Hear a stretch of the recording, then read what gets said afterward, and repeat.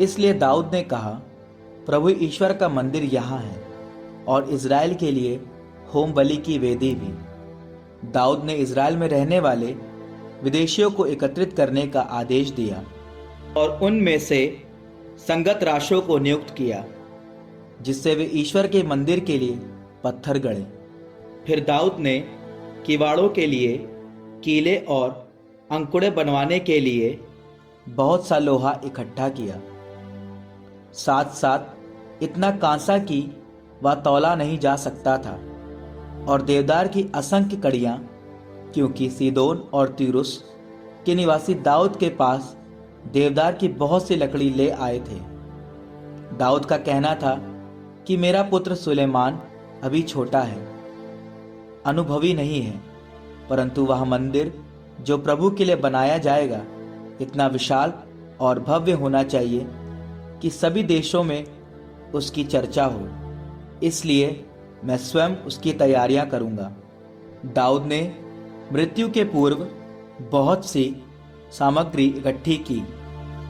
इसके बाद उसने अपने पुत्र सुलेमान को बुलाकर उसे इज़राइल के ईश्वर प्रभु का मंदिर बनवाने का आदेश दिया। दाऊद ने सुलेमान से कहा, मेरे पुत्र, मेरी इच्छा थी कि मैं स्वयं प्रभु अपने ईश्वर के नाम पर एक मंदिर बनवाऊं, किंतु मुझे प्रभु की वाणी यह कहते हुए सुनाई पड़ी, तुमने बहुत खून बहाया और बड़ी बड़ी लड़ाइयाँ लड़ी।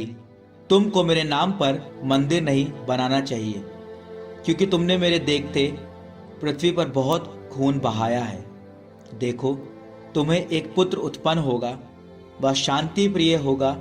मैं उसके चारों ओर के शत्रुओं से उसकी रक्षा कर उसे शांति दूंगा। उसका नाम सुलेमान होगा।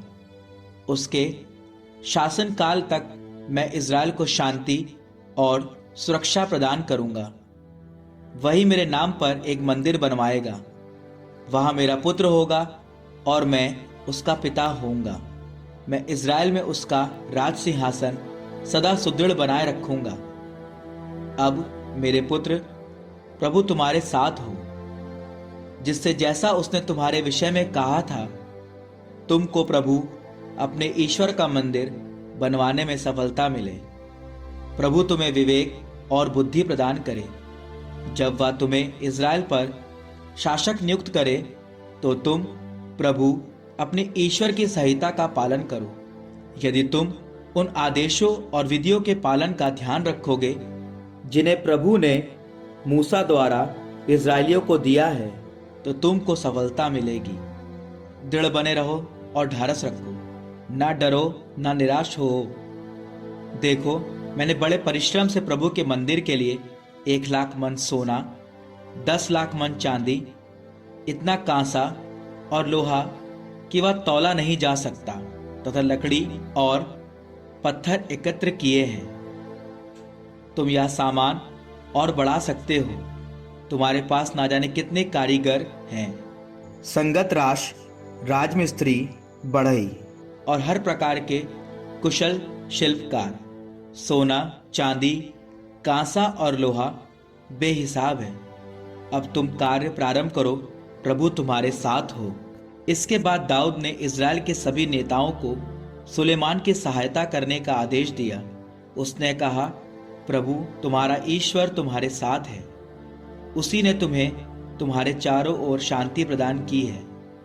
उसी ने देश भर के लोगों को मेरे हाथ दिया है, और देश प्रभु और उसकी प्रजा के अधीन है। अब अपने सारे हृदय और सारी आत्मा से प्रभु अपने ईश्वर की खोज में लगे रहो। प्रभु ईश्वर के मंदिर का निर्माण प्रारंभ करो, जिससे तुम प्रभु के विधान की मंजूषा और प्रभु की पवित्र सामग्री उस मंदिर में ले जा सको, जो प्रभु के नाम पर बनाया जा रहा है।